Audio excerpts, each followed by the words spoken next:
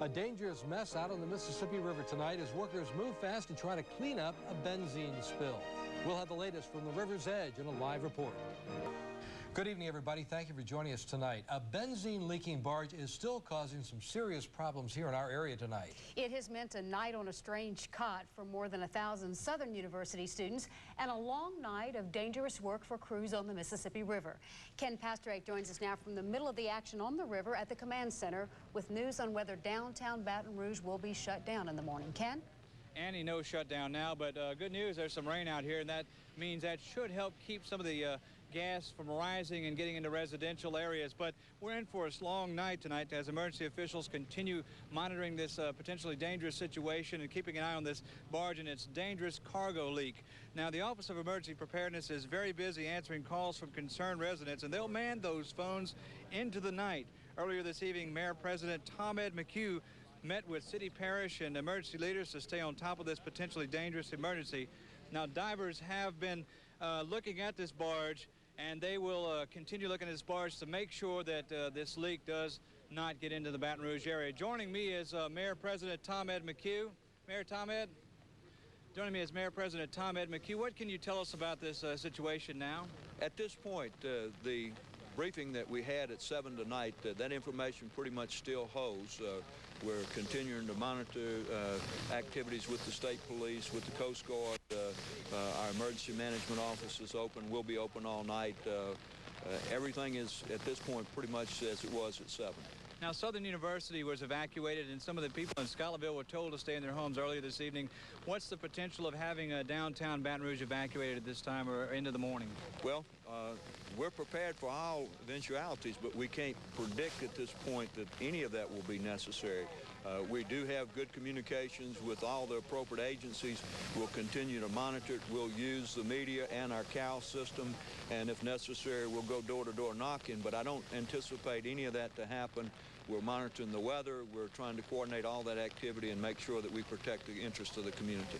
Okay, thank you, Mayor President Tom Ed McHugh. He'll be busy very much into the night. Now, we're keeping this situation at hand, trying to see what's happening out here, make sure everything's okay. Of course, you can watch us later on this evening, and we'll keep you up to date into the night and into the morning, and tune in. We'll have more updates and as they come available. Annie? Okay, Ken, you're absolutely right about all that. Thanks a lot. Dave? And joining us now is Doug Gleason, Zachary's fire chief, who happens to be an expert on chemical spills. He started the hazmat training program at LSU.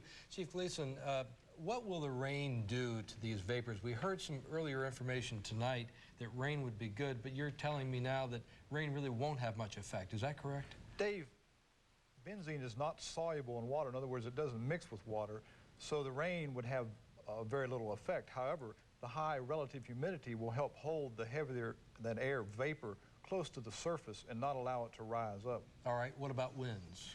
Wind would definitely hurt. Wind would push the vapors to places where we probably don't want them to be. A little bit of what happened today in some areas of North Baton Rouge. Correct. All right. Now, what about the divers? The divers are obviously surveying the situation. A crane is going to be brought in tomorrow, I think, from New Orleans in order to try to get this barge righted that has all this benzene on it. What is a diver's potential in this? We should all say a little prayer for the divers at this point in time, because the river being as high as it is and flowing as fast as it is, there are many underwater obstructions that are flowing down the river, and that particular job at this point in time is very, very dangerous. Benzene, is that considered to be one of the most hazardous of all chemicals? I wouldn't say hazardous. It ranks a number 3 out of a possible 4 for flammability and a 2 out of a possible 4 for health problems. Mm-hmm. But not to be fooled with. Not to be fooled with. All right, Doug Gleason, thank you very much. You're going to join us on Tune In tomorrow morning bright and early, right? Yes. All right, we'll see you then. Thanks very much. Thank you, Pat. The problem on the river has disrupted the lives of about 2,600 students who live on campus at Southern University. Byron Henderson joins us now from LSU's field house, where many of these students are now spending the night on cots. Byron? This is a serious disruption for Southern, Annie. The school canceled some classes earlier today and then decided to send everyone off campus. Behind me, you can see hundreds of students trying to amuse themselves and entertain themselves in the indoor track and field stadium here at LSU. This is just the latest trauma in a very difficult day. Going home. Some Southern University students are going home. My wallet. Can't leave it home without that. I brought some chips just in case we get a little hungry in the night. Others are spending the night across town at LSU. Students left Southern's campus in stages throughout the day as a potentially dangerous cloud of benzene gas descended on the university. At least one woman left campus in an ambulance. Late today, the administration decided the 2,600 students who live in dormitories had to leave.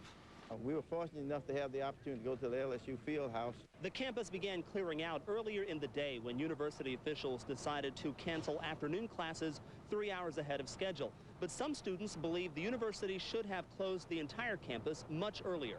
If what's happening now was happening this morning, I think they should have just let us go home, or at least, I guess, by half the day. It really makes me mad because I could have went home earlier. But for good or bad, the hundreds of Southern University students unable to stay with friends or family will spend the night at LSU. The American Red Cross will begin distributing blankets and cots to these students not too long from now. Southern Chancellor Marvin Yates says the administration will decide on when to begin classes again early tomorrow morning. You can get all the information you need tomorrow morning on TuneIn. Annie. Okay, looks like a big slumber party down at the field house. Thanks a lot. Now, authorities have set up a hotline for you to call to get the latest information on this benzene leak. The phone number is 389-3035. If you get a busy signal, just keep trying. The benzene leak didn't just shut down Southern University. Casino Rouge closed late this afternoon, and an hour and a half ago, they moved it to McKinney Terminal, which is south of the new bridge. They did that tonight as a voluntary precaution. They hope to move back in a day or so, since this will cost them about $250,000 for every day they are closed. As for the Belle of Baton Rouge, that has remained opened.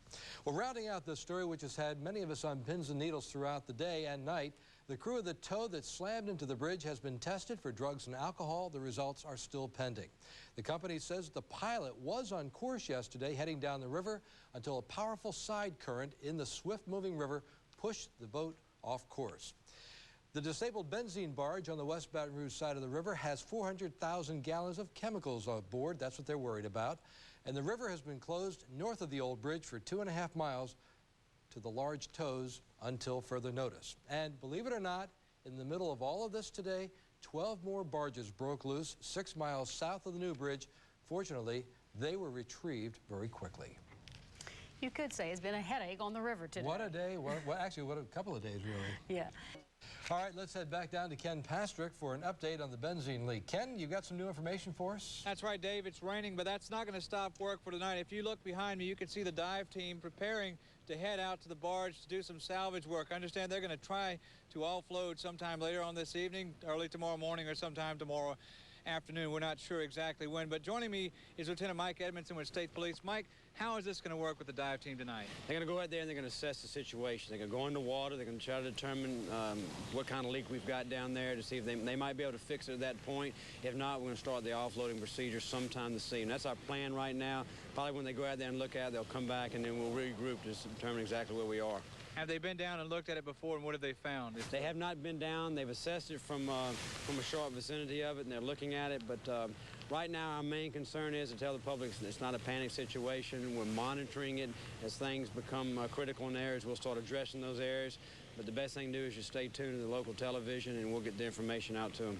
Mike, what can you tell us about a crane coming up from New Orleans on a barge? What's going to happen, it's going to happen later on tomorrow. Once we start the offloading procedure, chemical off that particular barge onto another one, we'll use a crane to upright it, turn it up and upright it. It's completely turned over. Now, one thing you've got to be concerned with, that you and I were talking earlier this evening, is that even when you're looking at it, if you try to upright this thing, that there's a potential that you could crack this thing open wide and you could have an even more dangerous situation. There's a lot of what-ifs, there's a lot of speculations, and certainly they've been doing that several times a day. We're trying to stay away from that because we want to deal with exactly what we have, but we're prepared to handle the situations as they come up, and hopefully those worst-case scenarios won't happen. But we're going to be monitoring the situation and try to make sure that we pretty much stay with our game plan. But the best thing is you've got trained professionals, know what they're doing, they can handle this situation. Without a doubt. That's what's so good about Baton Rouge. We've got a great Baton Rouge City Police Fire Department, hazardous material section, State Police hazardous material, East and West Baton Rouge Parish, two great teams. Everybody's working together. Exxon's helping us, the railroad, the Marine here, and everybody working together, the DEQ. we've got a good team out here, and that's one of the blessings that we've got. Thank you, Lieutenant Mike Edmondson. We'll keep you abreast of the situation as it progresses through the evening, but stay tuned for Tune In tomorrow morning with more up-to-date reports on this situation. Until then, we'll send it back to you, Dave and Annie. Okay, Ken, thank you very much. Once again, we would like to show you that emergency information phone number. It is 389-3035. You can call and get the latest information on the leaking barge and any warnings that are in place.